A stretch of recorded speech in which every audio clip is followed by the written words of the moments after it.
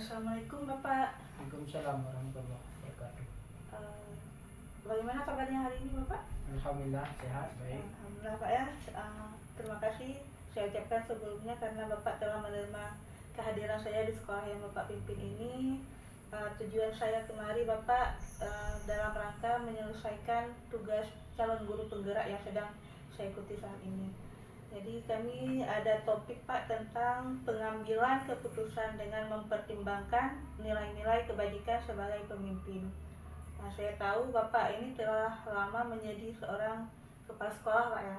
Ya. Nah, yang saya ingin tanyakan, selama Bapak menjadi pemimpin kepala sekolah, bagaimana Bapak bisa mengidentifikasi sebuah kasus itu merupakan dilema etika atau bujukan moral?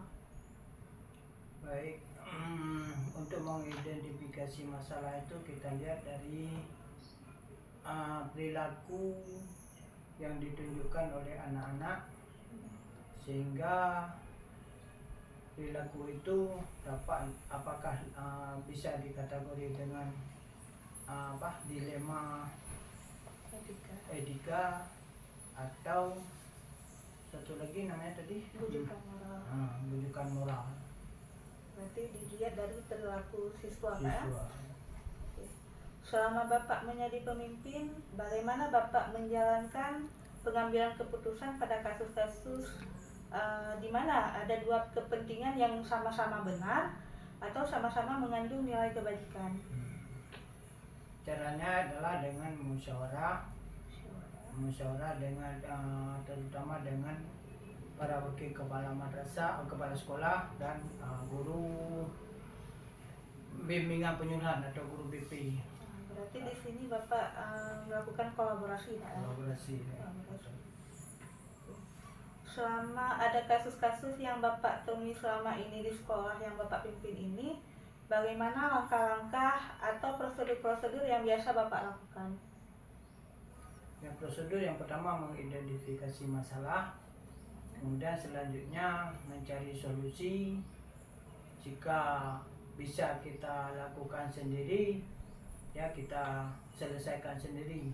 Tapi apabila perlu melibatkan orang lain, misalnya wakil kepala madrasah atau kepala sekolah, wakil kepala sekolah atau komite sekolah, itu kita libatkan untuk mengambil sebuah keputusan sehingga keputusannya akan menjadi lebih baik. Itu Bapak berarti tetap bekerja sama dengan kolaborasi dengan pihak madrasah juga Pak ya? Ya. Hal-hal apa saja yang selama ini Bapak anggap efektif dalam pengambilan keputusan pada kasus-kasus dilema etika yang selama ini ketika prosesnya itu terjadi? Sebagai contoh, di sekolah kami ada anak yang belajar lagi di pesantren. Jadi kehadiran mereka di sekolah itu biasanya telah agak terlambat. Jadi di satu sisi anak itu harus tinggal di pesantren sehingga dan juga belajar agama, dan satu lagi sisi lain dia harus belajar di sekolah. Jadi untuk yang efektifnya mungkin kami bekerja sama lagi dengan pengasuhnya di pesantren. Itu pengasuhnya di pesantren sehingga ada keringanan atau lebih cepat diberi izin untuk datang ke sekolah. Jadi kami bekerja sama dengan pengasuhnya di pesantren sehingga mereka bisa ke sekolah lebih awal. Itu Bapak Ya. Baik, pada saat posisi Bapak sebagai pimpinan sekolah dan di sekolah yang Bapak pimpin ini terjadi dilema etika seperti yang Bapak ceritakan barusan, apakah ada tantangan yang Bapak temui? Di mana-mana ada dukungan dan ada tantangan. Pasti ada tantangannya, sehingga ya pintar-pintar kita lah dalam mengelola itu sehingga tantangan itu tidak menjadi lebih besar, bisa kita hadapi dengan baik. menghadapi kasus-kasus dilema etika yang terjadi di sekolah yang Bapak pimpin ini, biasanya apakah Bapak langsung menyelesaikannya atau Bapak itu mengatur waktu khusus atau menjadwalkan waktu untuk menyelesaikannya? Bentuk atau prosedur seperti apa yang Bapak lakukan? Itu kita lihat dari kasusnya. Apabila kasusnya kecil atau mudah diselesaikan, ya langsung kita selesaikan.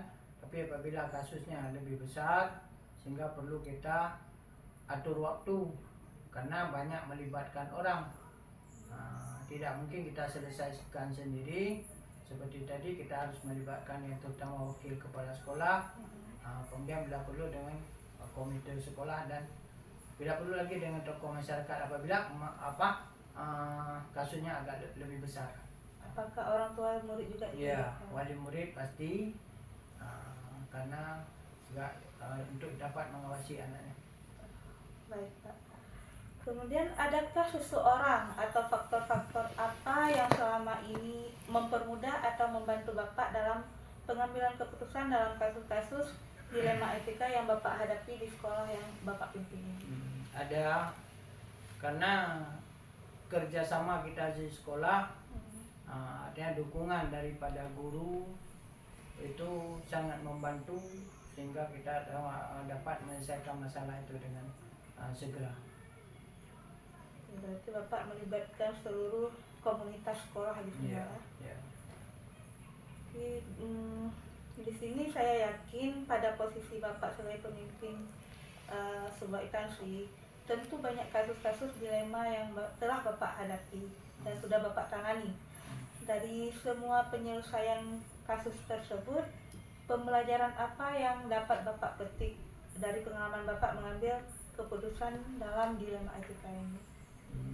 Pelajarannya mungkin itulah hidup. Hidup ada dua sisi. Ada sisi yang kita senangi dan ada sisi yang tidak kita senangi atau tidak sesuai dengan harapan yang kita harapkan.